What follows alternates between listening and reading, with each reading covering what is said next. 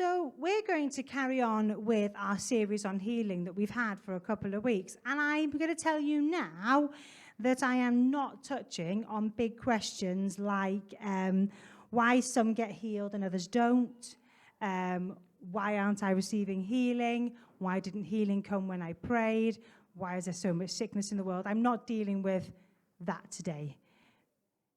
Great scholars have wrestled with those questions for many years, and I'm certainly not one of those. But I'm going to focus on one main thing today. Who in the story of Bartimaeus do you identify with? That's my main question for you. In verse 51, Jesus asked the question, "What do you want me to do for you?" If Jesus was sat here in this room right next door to you now and asked, "What do you want me to do for you?" what would you say? What kind of things does God care about? And this is something that we're going to come back to just at the end. But I want us to look at this painting by Nicholas Poussin. You can tell I've gone all sophisticated today. I don't usually do pieces of art. Is that not how you say it? Yeah, I've gone all sophisticated. We're doing art. I probably count on one hand the amount of times I've been into an art gallery, and I think all 5 times was probably the Tate in Liverpool, the only place I've ever been. But when I look at this picture, I see 3 things. I see a desperate man seeking to be heard by Jesus. I see a crowd trying to prevent it, and I see Jesus seeking out the hurt and the lost. So let's talk about the first woman. She's on the left, on your side there.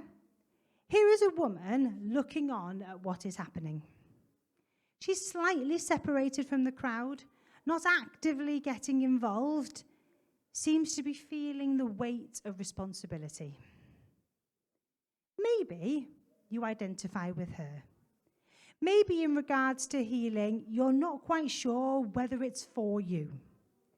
You might feel your shyness or your reserved personality makes it hard to express your feelings at times. You may feel a little detached from it. It's never happened to you, and you haven't seen it in reality. You've only ever heard about it in stories. You may be so busy with lots of other things that mean you can't fully commit to being in Jesus' presence right now.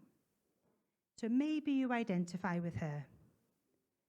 Well, I'm here to tell you that Jesus is calling you today to break down the obstacles that prevent you from receiving healing or praying for the healing of somebody else. Let's go to a different man. Can't quite remember the order. Now, this man seems to be actively preventing the healing from happening. This man is involved in the main activity, but was probably the man shouting the blind man down and now wanting to stop it. Maybe he doesn't have the faith of the blind man.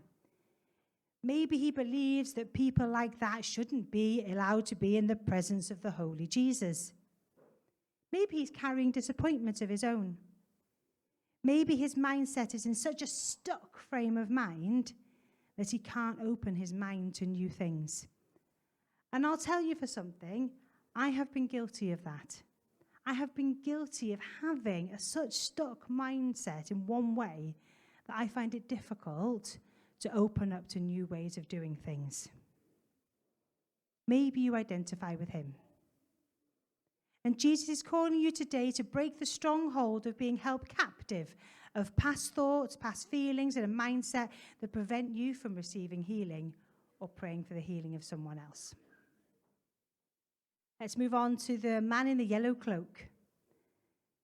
The man on the right is looking to me like he's on the outskirts, showing some reluctance and looking like he wants to turn away and move off into the crowd.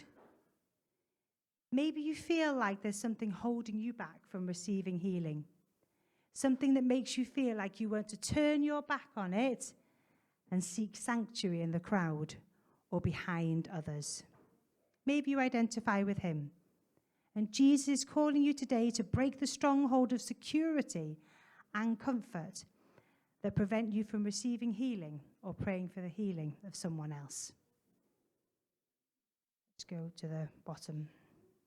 Now, Gareth did point out to me that in this story, in one version there is only one man, and then in a different version there are two men, and I think both men here in this particular painting. The ones being healed showed tremendous faith in Jesus, but came with their own problems. Maybe you come today needing healing and restoration from Jesus. That might be a physical healing of some description. It might be from something unseen, depression or anxiety, a past hurt, something you just can't let go of. Maybe you identify with him. Jesus is calling you today to come to him, to tell him what you need from him, and to ask for the healing. And the last person in the picture. Now, I appreciate that this is a bold statement. Obviously, the man being indicated here is Jesus. Maybe you're ready to be Jesus' hands and voice in the world. Maybe you're ready to go to people to find out their needs and be brave enough to ask the question, what do you want me to do for you? And be prepared to listen and act on the answer. Now, when I say this, I'm not saying that when people tell you what their needs are, that you can definitely fulfill them. But by asking what the needs are, we open up a door. We open up a door to be able to find out what people need from us. And that might be prayer.